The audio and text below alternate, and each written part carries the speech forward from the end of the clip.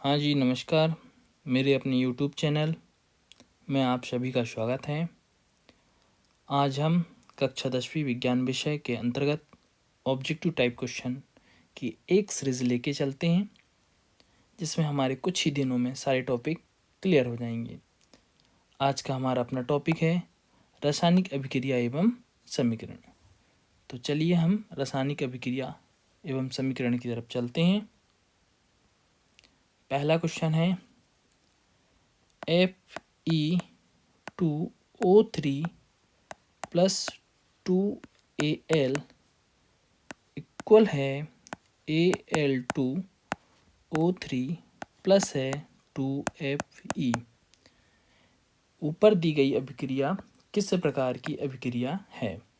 तो यहाँ क्या हो रहा है, एल्युमिनियम जो है ऑक्सीजन के साथ क्रिया करके एल्युमिनियम ऑक्साइड बनाता है और Fe जो होता है वो अलग हो जाता है। तो यहाँ क्या हो रहा है, विस्थापन हो रहा है किसका? Fe का। तो ये किस प्रकार की अभिक्रिया है? विस्थापन अभिक्रिया। अगला क्वेश्चन है लोहे चूड़ पर तनु हाइड्रोक्लोरिक अम्ल। लोहा चूड़ अपना Fe, हाइड्रोक्लोरिक अम्ल HCl इक्वल हो जाएगा यहाँ से 2, ये हो जाएगा FeCl2 प्लस H2। तो लोहे चूड़ पर तनु हाइड्रोक्लोरिक अम्ल डालने से क्या होता है? सही उत्तर पर निशान लगाइए। तो यहाँ क्या हो रहा है, हाइड्रोजन गैस आपकी क्या हो रही है, यहाँ से निकल रही है और आयरन क्लोराइड बन रहा है हाइड्रोजन गैस। तो पहला आपका ऑप्शन करेक्ट है।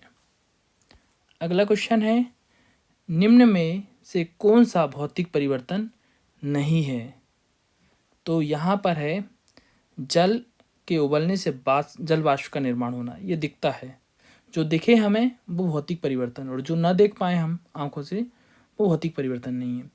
तो जल के उबलने से जलवाष्प का निर्माण होता है, करेक्ट है, मतलब ये भौतिक परिवर्तन है। बर्फ के पिघलने से जल प्राप्त होता है, ये भी दिखता है। नमक, जल में नमक को घुलना का घुलना है ये, ठीक है, तो ये भी हम देख सकते हैं। LPG का दहन, तो ये हो जाएगा, ये भौतिक परिवर्तन नहीं है। तो डी हमारा करेक्ट है। अगला है यहाँ पर CaO प्लस H2O इक्वल है CaOH ट्वाइस प्लस क्या है यहाँ पर ऊष्मा, हीट, ठीक है। उपर्युक्त अभिक्रिया है। तो यहाँ क्या हो रहा है, ये जो दो अभिकारक हैं ये संयुक्त होकर क्या बना रहे हैं, एकल उत्पाद बना रहे हैं। क्या बना रहे हैं यहाँ पर? एकल उत्पाद।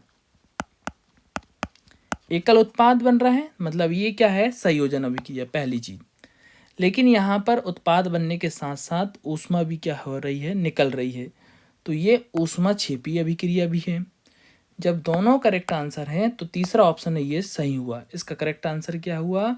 सी इज करेक्ट। अगला क्वेश्चन है किसी रासायनिक अभिक्रिया का समीकरण के रूप में प्रतीकात्मक निरूपण क्या कहलाता है? तो यहाँ से हम पकड़ेंगे रासायनिक और ये समीकरण। तो हमारा यहाँ पर क्या हो जाएगा, रासायनिक समीकरण। अगला क्वेश्चन है ऐसी अभिक्रिया जिनमें दो या दो से अधिक अभिकारक संयुक्त होकर एकल उत्पाद बना रहा है। एकल उत्पाद मतलब ये हो जाएगा, और क्या हो रहा है, संयुक्त हो रहा है। तो ये हो गई आपकी संयोजन अभिक्रिया। संयोजन अभिक्रिया, ठीक है। अगला है जब किसी अभिक्रिया में एकल अभिकर्मक टूटकर दो या दो से अधिक छोटे छोटे उत्पादों में क्या हो जाता है, विभक्त हो जाता है, तो वह अभिक्रिया है। तो इसको हम बोलेंगे वियोजन अभिक्रिया, क्योंकि विभक्त हो रहा है। तो यहाँ से हम पकड़ लेंगे इस अभिक्रिया का आंसर क्या हो जाएगा, वियोजन, या इसी को हम बोल सकते हैं अपघटन भी बोल सकते हैं, वियोजन या फिर अपघटन। अगला क्वेश्चन देखिएगा, जब एक अभिकर्मक तत्व दूसरे अभिकर्मक यौगिक में से दूसरे तत्व को विस्थापित करके स्वयं जुड़ जाता है, तो वह अभिक्रिया कहलाती है। तो ये जो अभिक्रिया है ये विस्थापन अभिक्रिया, मतलब एक दूसरे की ये यहाँ से पकड़ेंगे विस्थापित, तो ये कौन सी अभिक्रिया हो गई? विस्थापन अभिक्रिया हो गई। अगला क्वेश्चन है कि वे अभिक्रिया जिसमें अभिकारकों के बीच आयनों का आदान प्रदान होता है, वे अभिक्रिया जिसमें अभिकारकों के बीच आयनों का आदान प्रदान होता है, तो ये हो जाएगा द्विविस्थापन अभिक्रिया। यहाँ हो जाएगा द्विविस्थापन अभिक्रिया। ठीक है। अगला छठवां बोल रहा है वे अभिक्रियाएं जिनमें उत्पाद के साथ साथ ऊष्मा उत्पन्न होती है। उत्पाद के साथ साथ, अब भी हमने ये देखे थे, एक उदाहरण लिया था हमने, CaO प्लस H2O इक्वल ये बन रहा था CaOH ट्वाइस, ये उत्पाद बना और उत्पाद के साथ साथ क्या हो रही थी, यहाँ पर ऊष्मा भी उत्पन्न हो रही थी। तो ये किस प्रकार की अभिक्रिया हुई? तो हमने पढ़े थे इसको, संयोजन अभिक्रिया भी है और ये जो है ऊष्माक्षेपी अभिक्रिया। तो यहाँ बात होगी, यहाँ पर आएगा ऊष्माक्षेपी अभिक्रिया, क्योंकि यहाँ ऊष्मा की बात हो रही है। ठीक है, ऊष्मा की बात हो रही है, इसलिए यहाँ पर आएगा ऊष्माक्षेपी अभिक्रिया। अगला क्वेश्चन देखेंगे, ऊष्मा के द्वारा अपघटन क्या हो जाएगा? ऊष्मीय अपघटन, ये पहला। प्रकाश के द्वारा अपघटन, प्रकाश की अपघटन हो जाएगा, ये दूसरा। तीसरा क्या है? विद्युत के द्वारा अपघटन, विद्युतीय अपघटन।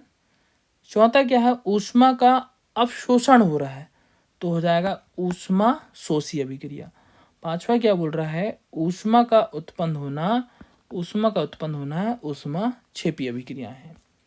अगला क्वेश्चन क्या है? जब किसी यौगिक से ऑक्सीजन संयुक्त होता है तो उसको बोलते हैं उपचयन अभिक्रिया, उसको हम बोलेंगे उपचयन अभिक्रिया। ठीक है। अब इसी का उल्टा है, जब किसी यौगिक से ऑक्सीजन की क्षति या हानि होती है तब वह अभिक्रिया क्या कहलाती है?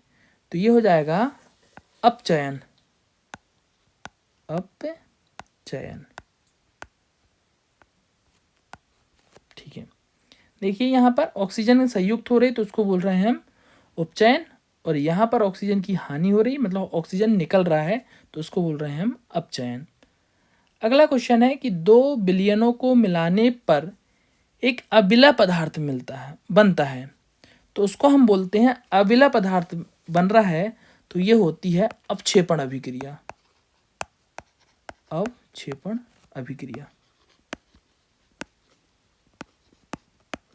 अगला, जिस अभिक्रिया में उपचयन और अपचयन साथ साथ होता है तो इसको बोलते हैं उपापचयन, उपापचयन, या दूसरा नाम इसका होता है रेडॉक्स अभिक्रिया। रेडॉक्स अभिक्रिया जो होती है ये दोनों दिशाओं में भी होती है, अग्र अभिनति की भी ओर होती है और पश्च अभिनति की ओर भी होती है। ठीक है। अगला क्वेश्चन क्या है? लोहे पर जंग लगना किस अभिक्रिया का उदाहरण है, या लोहे में जंग लगना किस प्रकार की अभिक्रिया है? तो ये संचरण अभिक्रिया है। कौन सी अभिक्रिया है? संचरण अभिक्रिया। कभी कभी क्वेश्चन ये पूछ लेता है कि लोहे में जंग लगने का सूत्र क्या होता है, तो इस बात का भी ख्याल रखेंगे, Fe2O3 इंटू XH2O, ये लोहे में जंग लगने का सूत्र है। ठीक है।